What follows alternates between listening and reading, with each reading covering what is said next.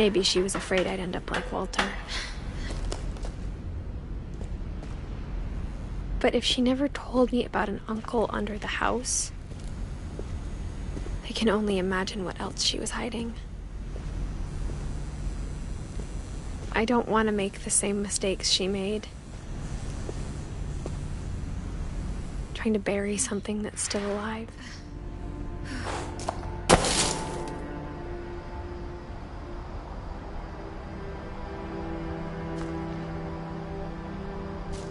Now that there's only one of us left, or maybe two, I thought it was time I heard the stories for myself and found out what happened to everyone else. But now I'm worried the stories themselves might be the problem. Maybe we believed so much in a family curse, we made it real.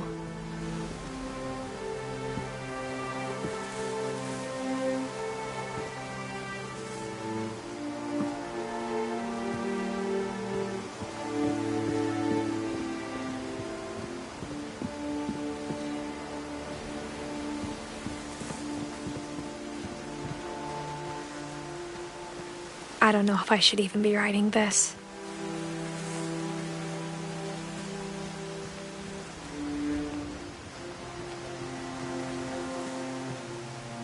Maybe it'd be better if all this just died with me.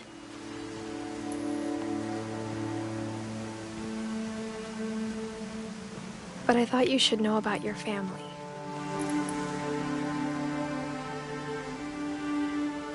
And the history you're a part of.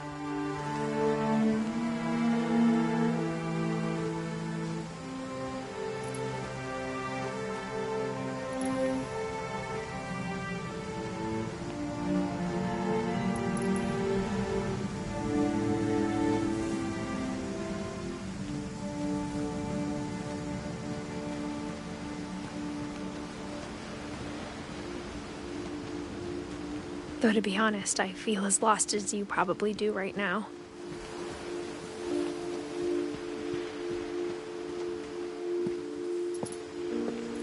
I think the people in these stories believed them, for what that's worth.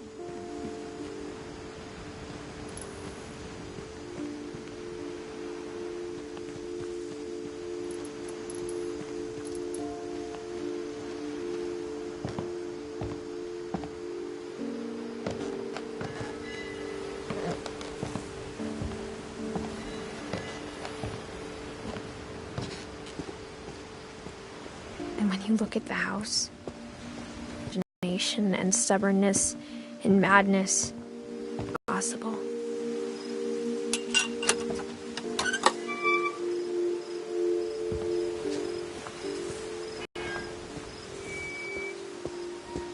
I think we've been surrounded by death for so long, we've just gotten used to it.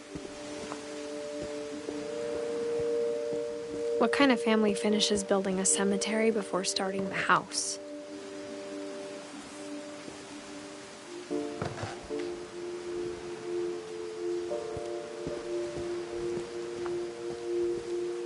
It's embarrassing for me to admit this, but the pet cemetery made me more uncomfortable than the human one.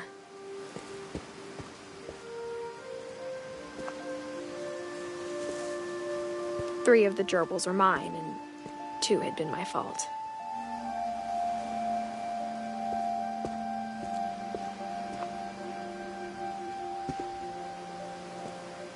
Sven built the house, but it was Edie who designed the cemetery.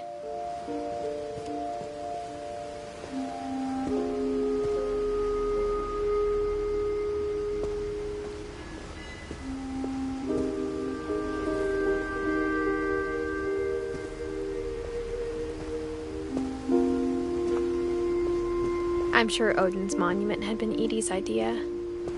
My mom was always trying to move on, but for Edie, the past never went away.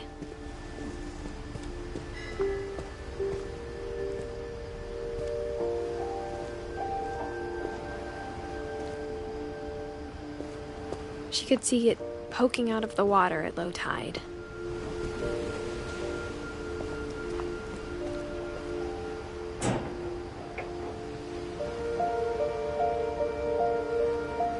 Edie said she dreamed about the old house every night.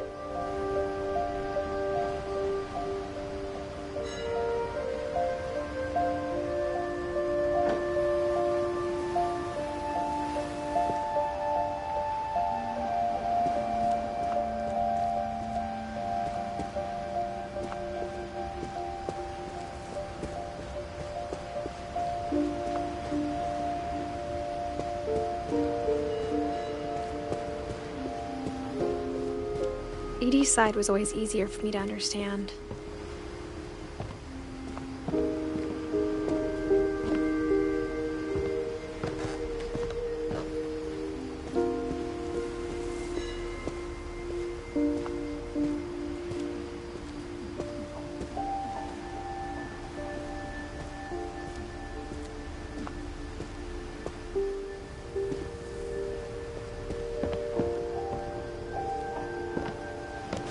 But the older I get, the more I can see where my mom was coming from.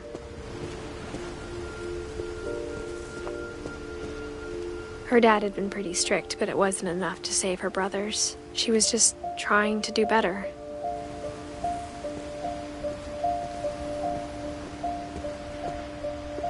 She lost 2 of her brothers, just like I did. I get why she tried so hard to protect us.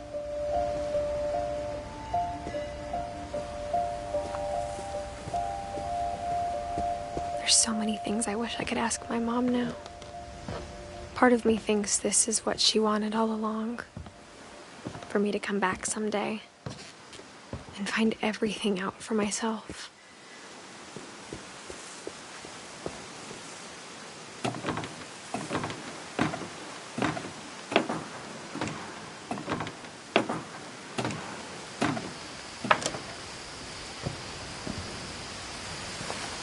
But looking back on it now, if she told me there was going to be so much climbing, I never would have come when I was 22 weeks pregnant.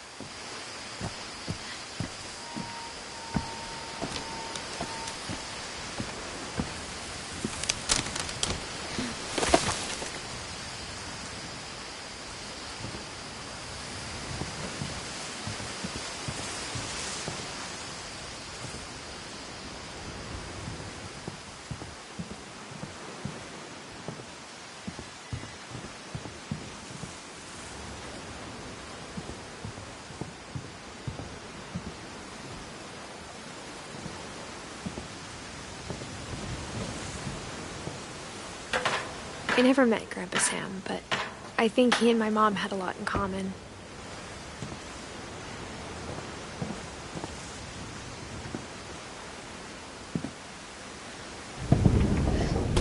They were both pretty intense.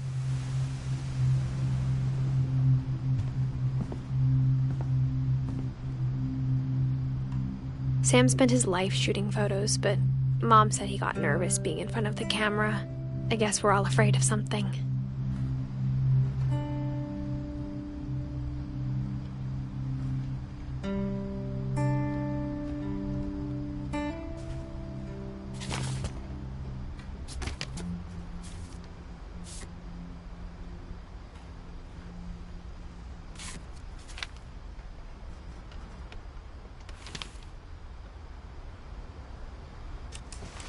Dawn, I promise, you'll never forget this weekend. Yes, sir.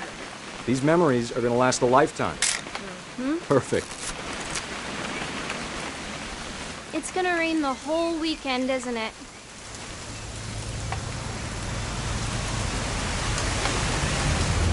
Please just take the damn picture. Hey, language. Did you want to get a picture of me or what?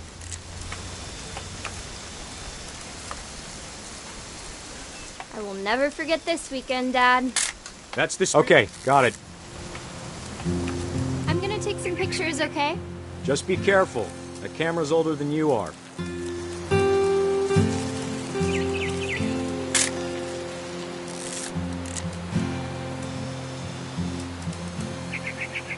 You're right, Dad. It's starting to clear up. Still freezing, though.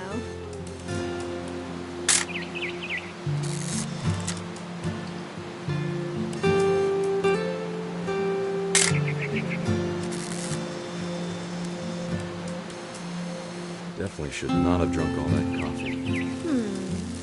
Hold still. Hey! That's a keeper. I'm just saying, I'm not always gonna be here, Don. You'll need to remember this stuff, if you want to survive. I'll be fine, Dad. You know who else thought he was gonna be fine? Some guy who died. Don, I'm being serious. Here, make you want to chill out? Well, to tell you the truth, I haven't been out here in 20 years.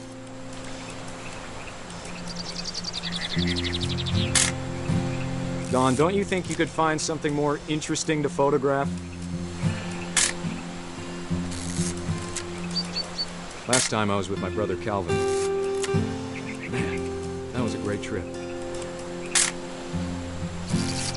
Your grandpa Sven taught us how to fish, how to build a fire.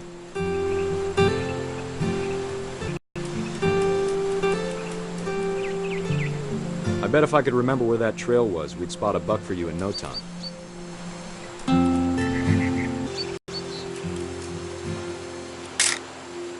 You don't need to waste any more film on me, kiddo.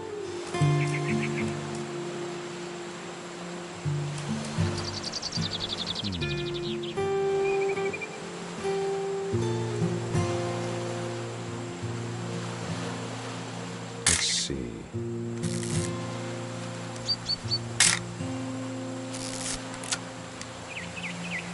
Maybe.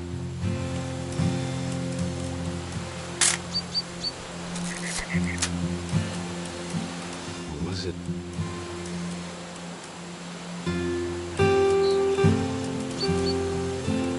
Dad!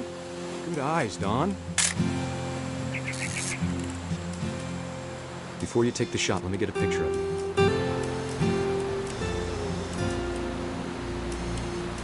Dad, I... Let me get behind you.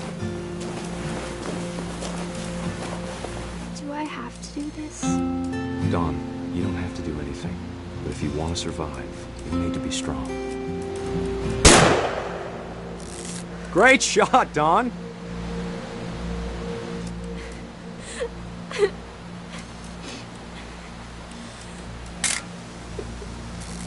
I'm proud of you, Don.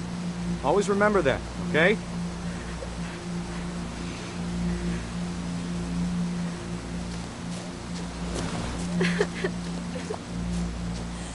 Sorry, Don. Just gotta reset the timer.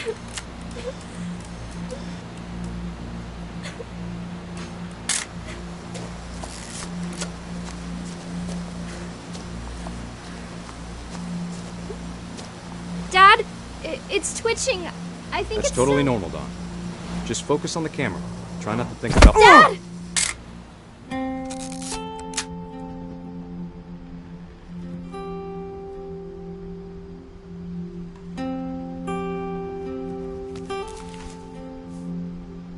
Of all these stories, that's the one I wish most that my mom had told me.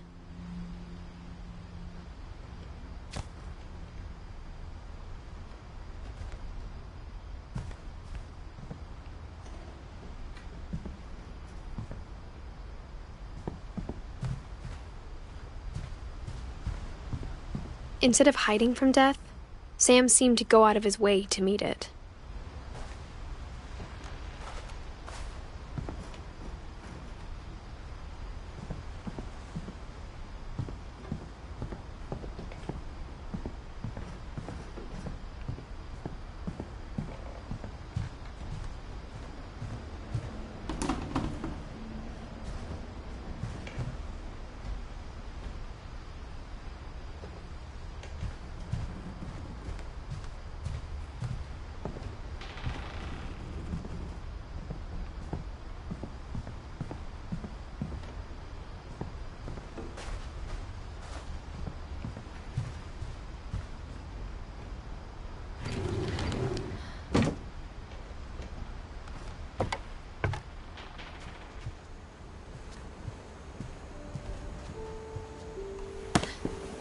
After Sam died, my mom and Edie got really close. They'd both lost a lot.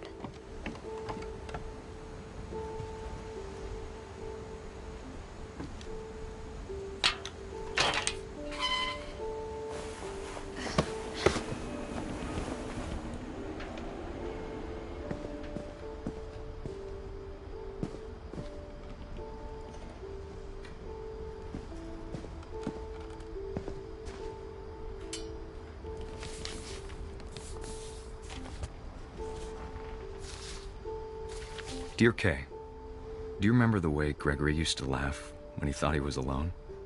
Like something funny was happening, but only he could see it.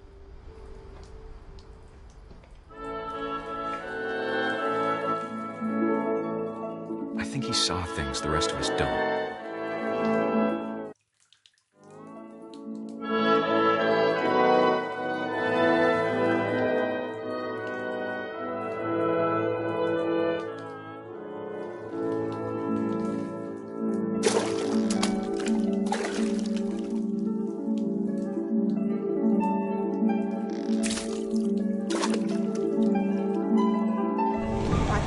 Gregory, it's time to...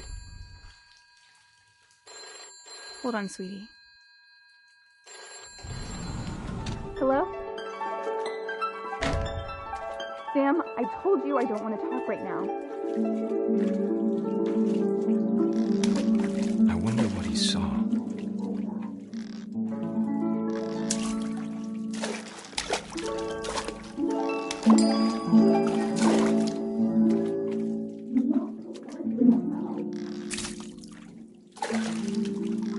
What his world was like. It reminded me so much of Cameron. Lost in his imagination. Whatever it was he saw.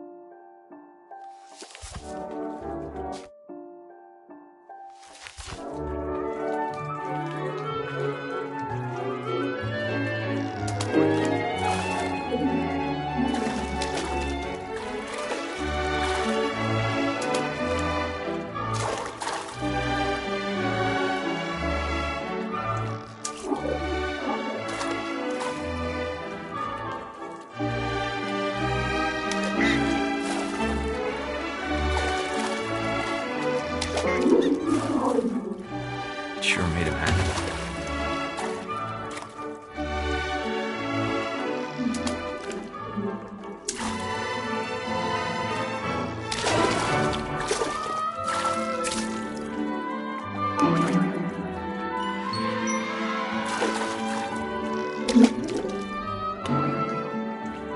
I know how silly it sounds.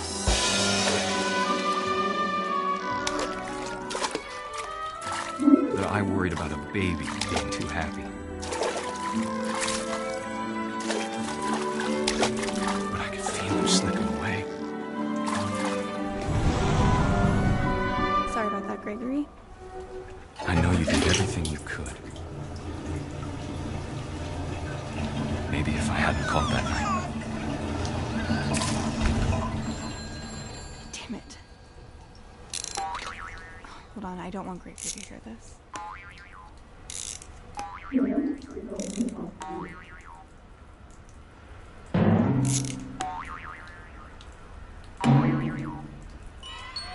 wish he could have told us about the world he saw.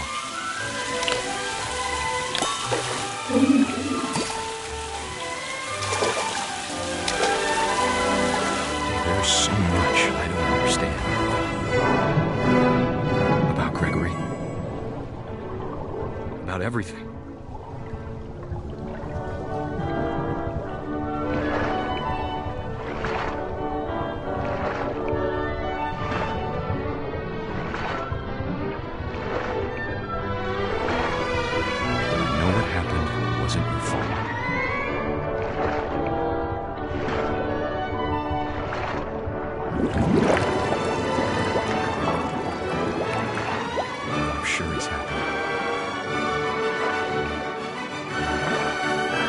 want you to be happy too. Good luck, Kay. Love, Sam.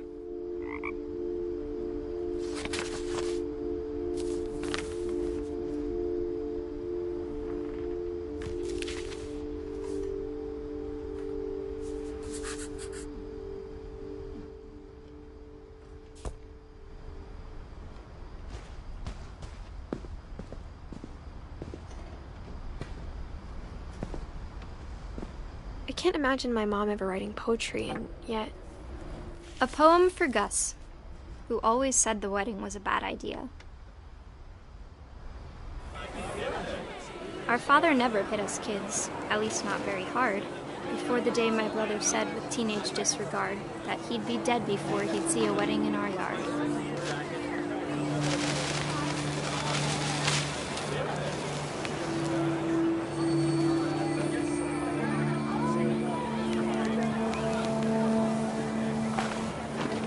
My father made him come, of course, but Gus stood far apart, just flew his kite and bottled up the storm inside his heart.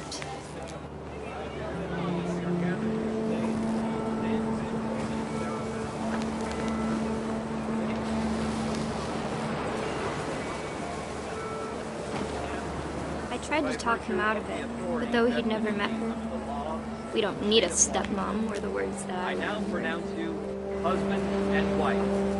You may kiss the bride.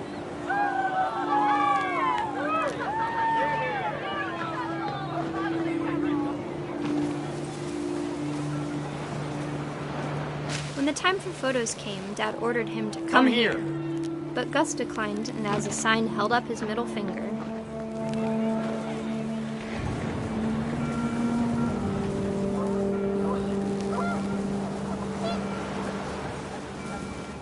The wind picked up, and panicked geese appeared and quickly went. But all the humans did that day was go inside the tent.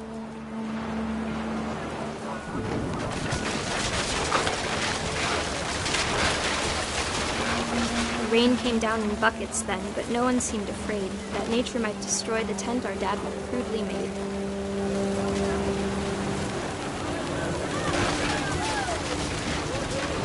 The thunder sounded much too close and full of angry power. But all my father said to this was, "Make the music louder."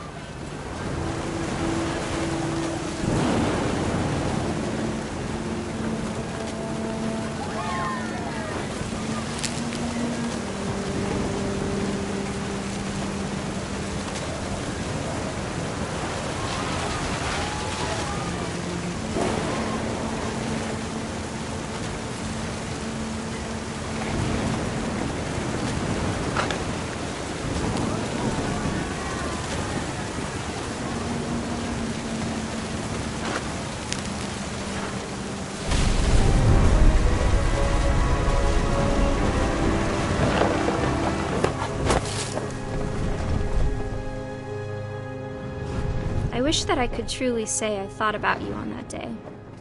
Out there on the beach alone, just you, the wind, the sea, and foam. But I didn't, until we found you.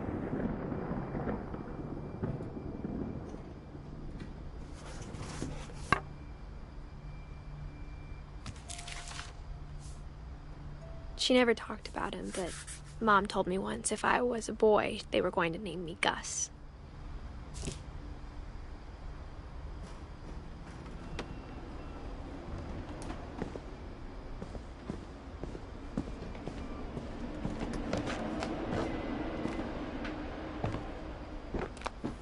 My mom moved up to the loft after her brothers died.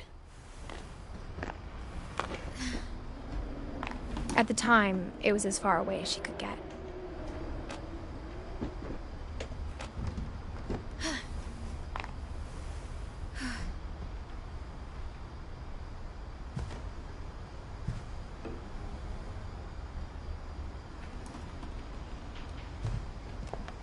She spent a summer building houses in Calcutta, where she met my dad, Sanjay.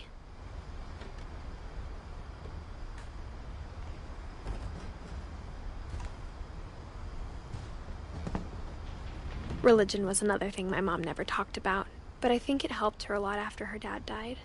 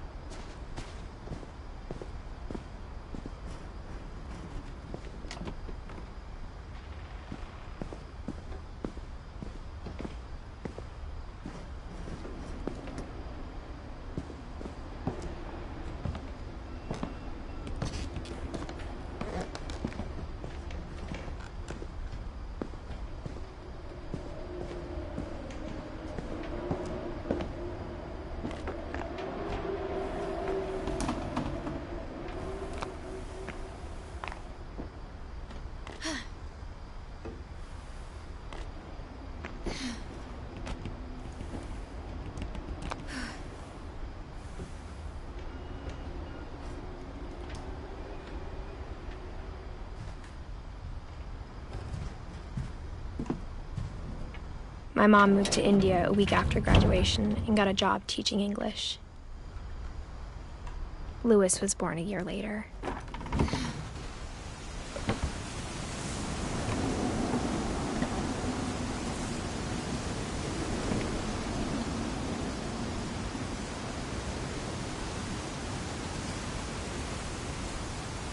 When my dad died, I don't think Mom knew where else to go.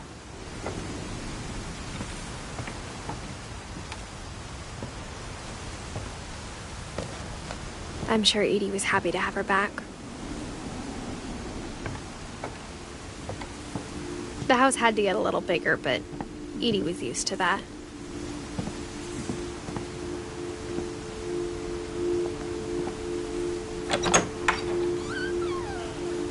And for a while, things were good. Almost normal.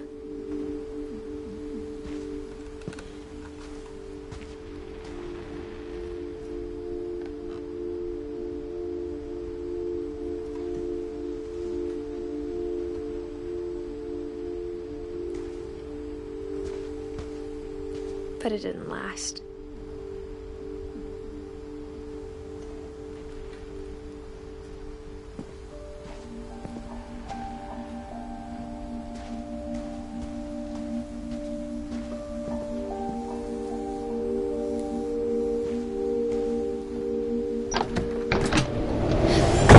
Beginning at the end was Milton's 10th birthday, when Edie gave him a castle.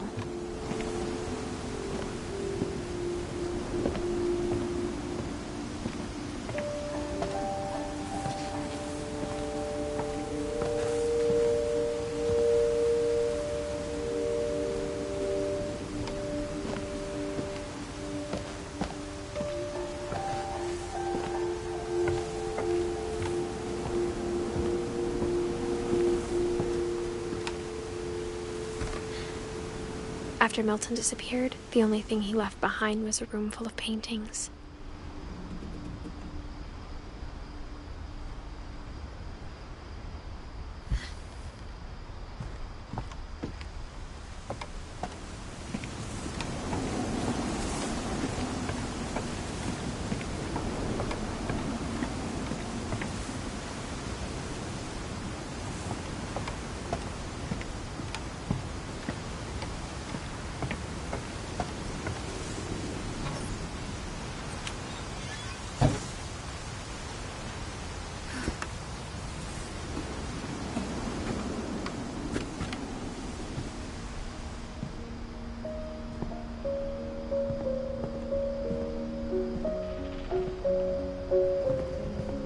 I think Edie was happy to finally have another painter in the family.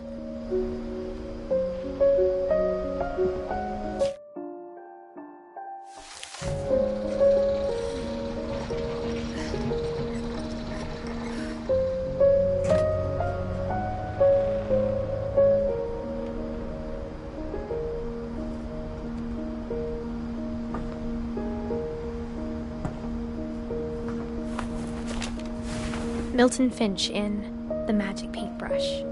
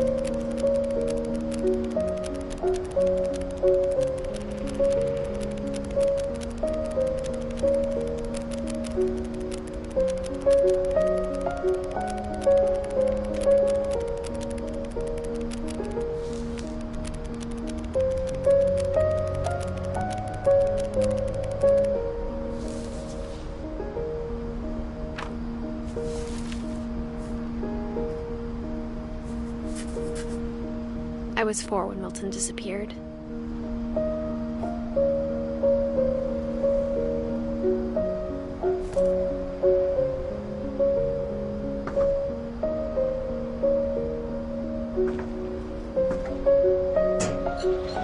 Mom spent months searching for my brother. Then she sealed the doors.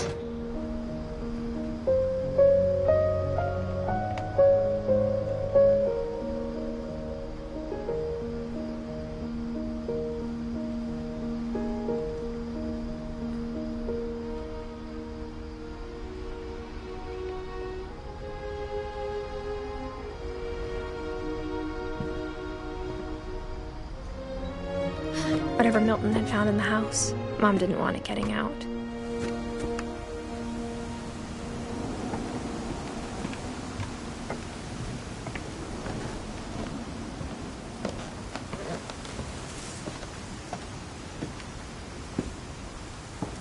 Mom definitely blamed Edie, but I think Louis blamed himself. After he graduated, he just spent more and more time in his room. Until Mom got him a job at the cannery. Everyone always told me to stay out of Louis's room. Except Louis.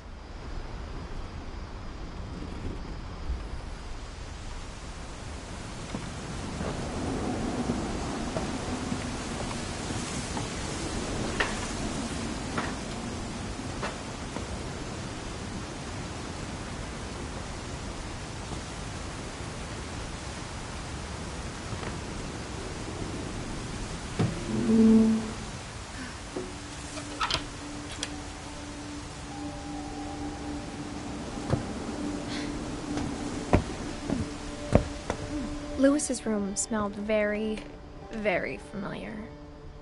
That part of him lived on.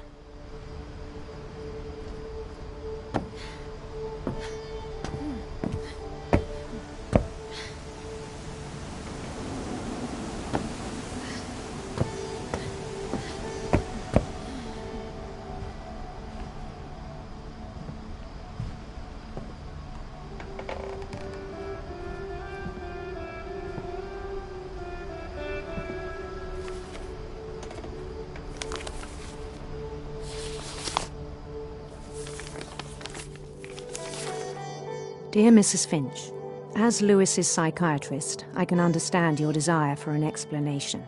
As I see it, the trouble began in January, shortly after we convinced your son to seek treatment for substance abuse. Newly sober, I believe Louis first noticed the monotony of his daily life.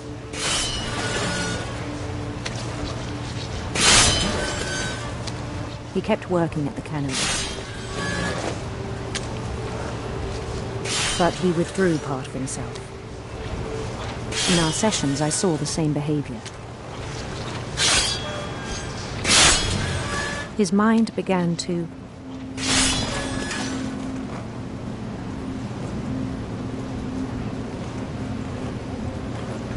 wander.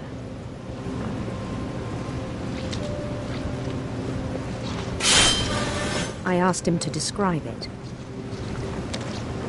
He said he started small, imagining a labyrinth. He'd feel his way about. Then something moved. Bats. And toads.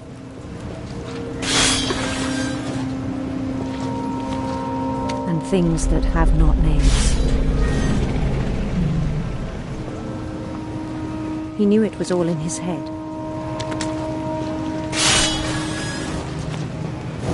He took it very seriously. I had hoped he'd find himself.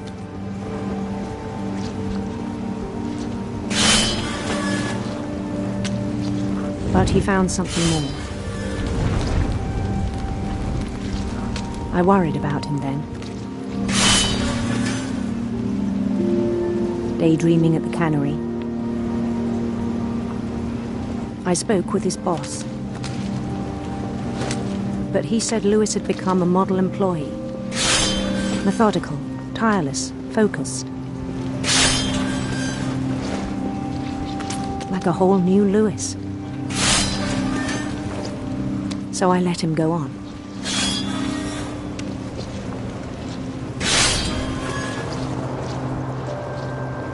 I even encouraged him.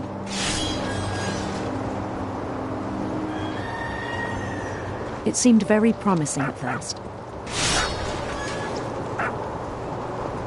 He told me he'd made a new friend.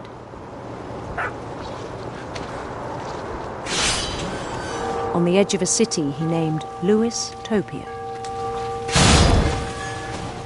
He built the city up slowly, brick by brick. Then he made musicians.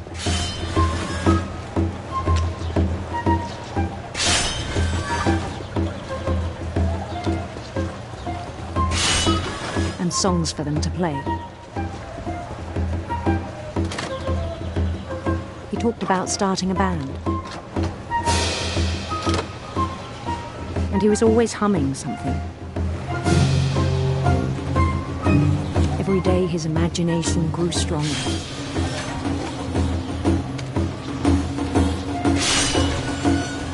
He no longer spoke at the cannery.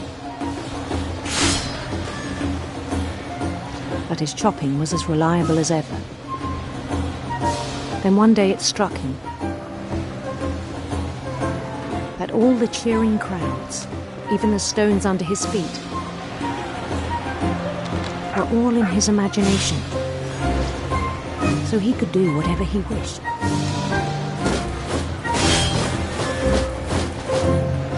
He held an election for mayor. And he won. They begged him to stay, but his mind was already wandering. It became a game for him.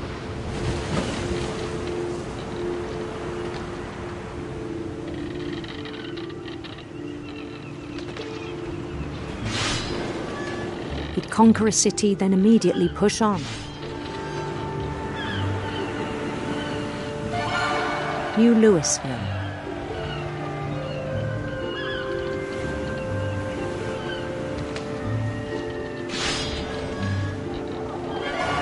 St. Louis. He started drifting away from our reality.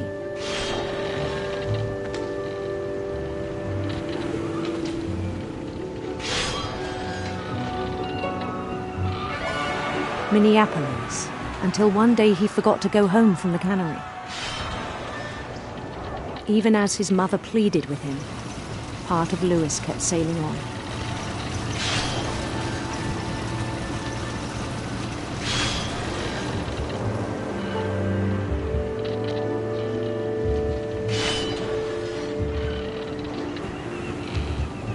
In Louisburg, he heard rumors of a handsome queen.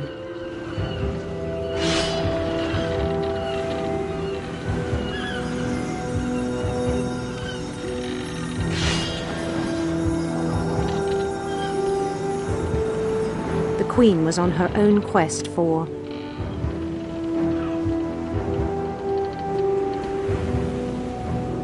sinister serpents.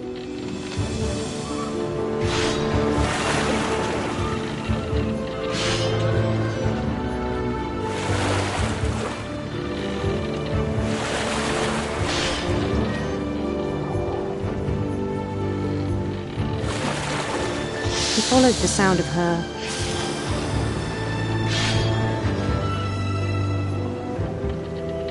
electric sitar.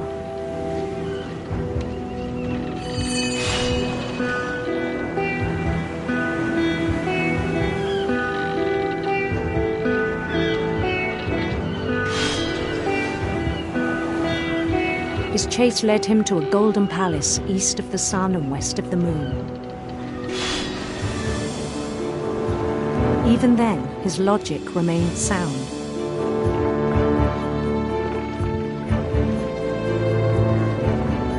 He knew the world was all in his imagination.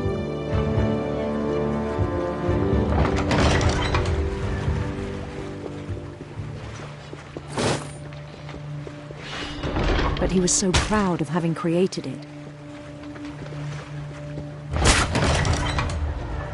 In his own eyes, he'd become something greater than a king.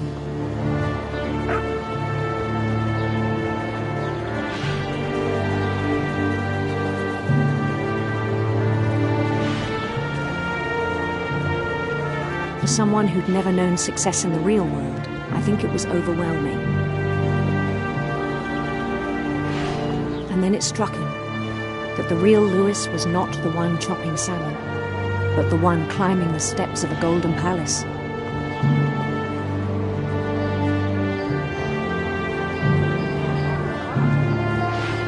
My imagination is as real as my body, he told me.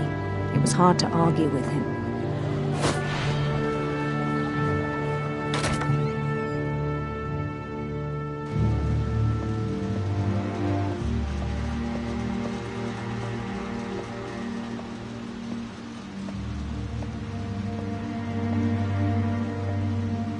He began to forget the world we know.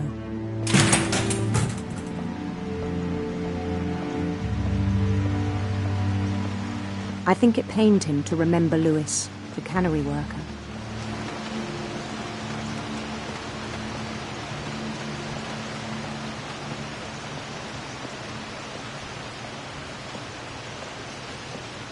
He began to despise the man with a royal contempt.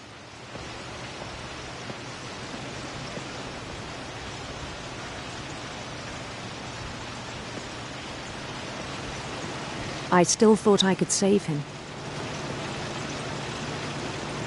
Even after he said he was being crowned king over all the lands of wonder.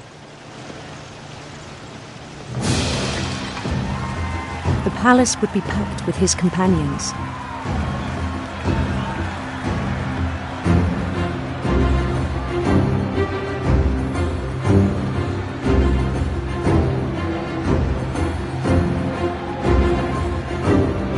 Including the wise Calico who'd insisted on advising him.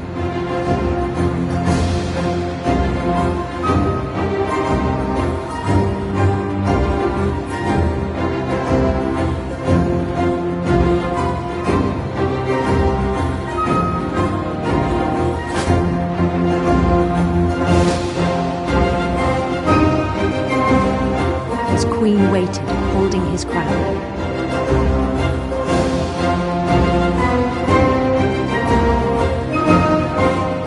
There was only one thing left to do.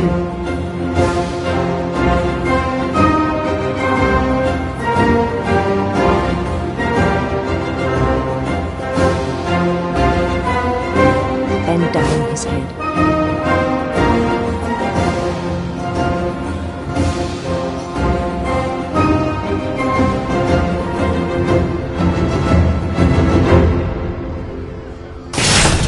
And the rest I think you know. Mrs. Finch, your son was a kind man who will be missed by all of us who knew him.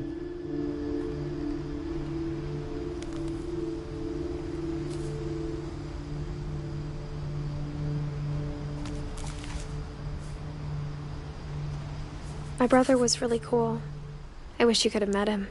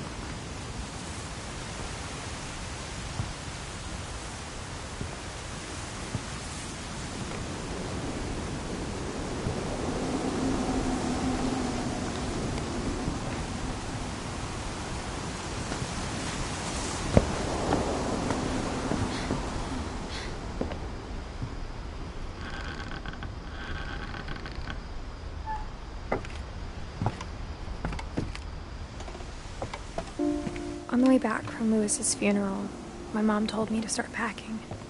She waited until the day before we left to tell Edie. I'm not sure if she wanted to make it easier or harder.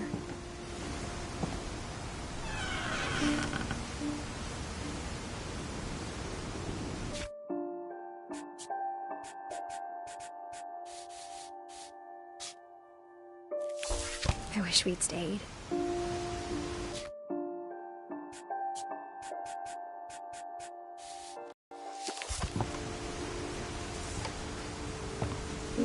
But I understand why we left.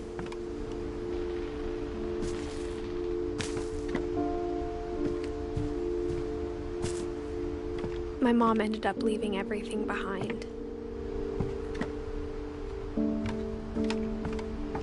What happened that night had been coming for a long time. Maybe it should have come sooner.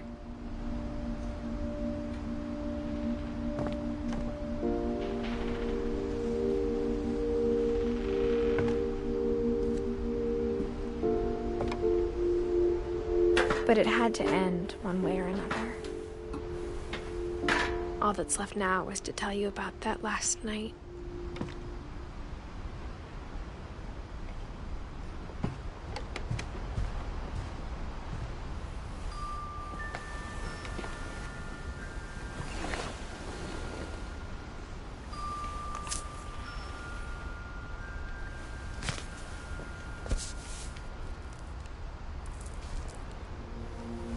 That whole last day, Edie just watched us pack and didn't say a word.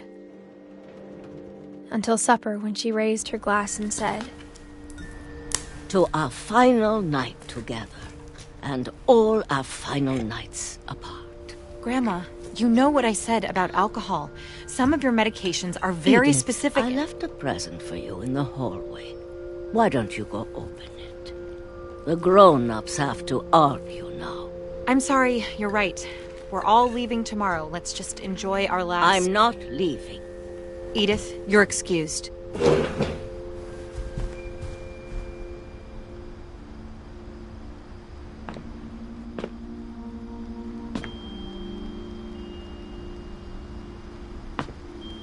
The power had been shut off that morning, but Edie always had plenty of candles. When my mom sealed the library, I don't think she knew about the other entrance. Or that Edie had a key to it.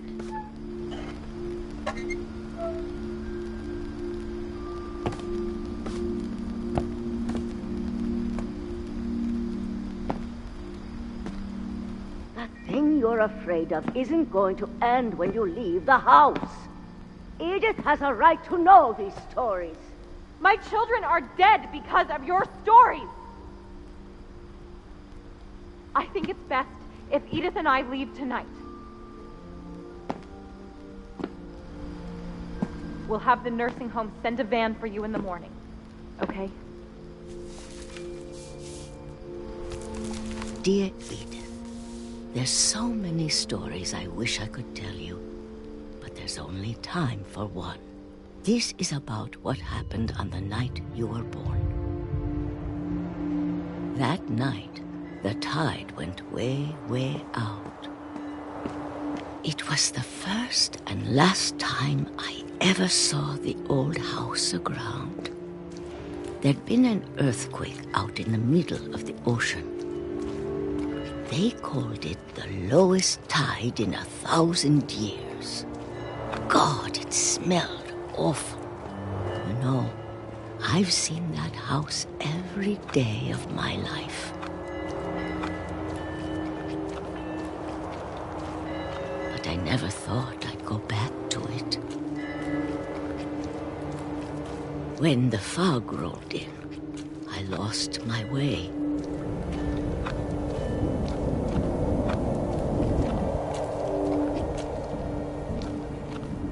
I got turned around.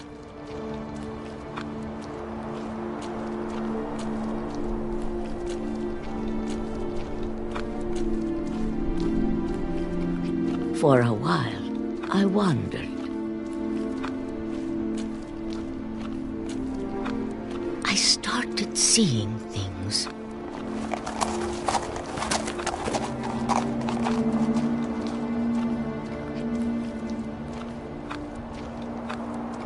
things I'd forgotten had ever existed.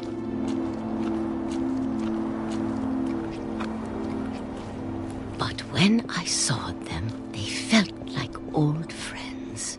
That night, a lot of things came back to me.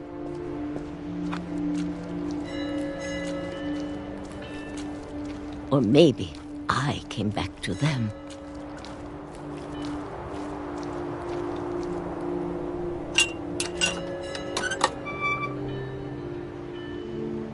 Things I can't explain, but that I need you to try and... Edith, what are you doing in here?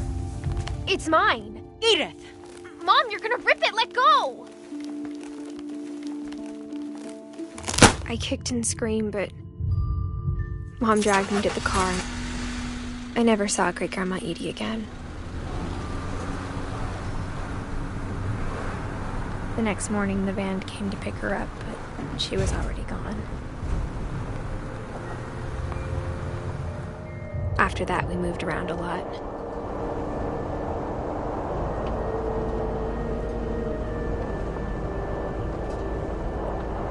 We both tried to make the best of it.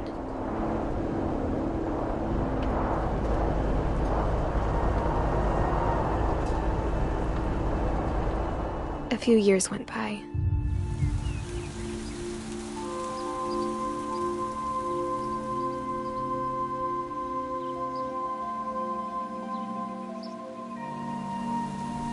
My mom didn't like to talk about it, but she started getting sick a lot. The rest happened pretty quickly. She got better for a while, and then she didn't.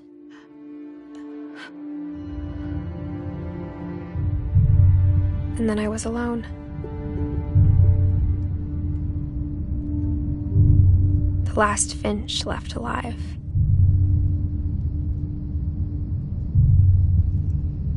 Until I found out about you. I'm still not sure what to tell you about all this. If we lived forever, maybe we'd have time to understand things. But as it is, I think the best we can do is try to open our eyes. And appreciate how strange and brief all of this is.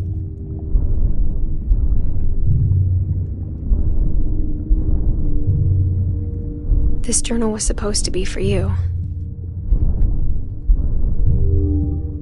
But now I hope you'll never see it. I just want to meet you and tell you all these stories myself.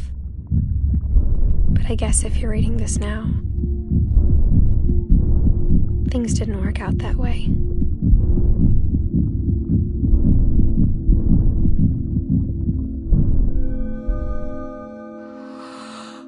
This is where your story begins.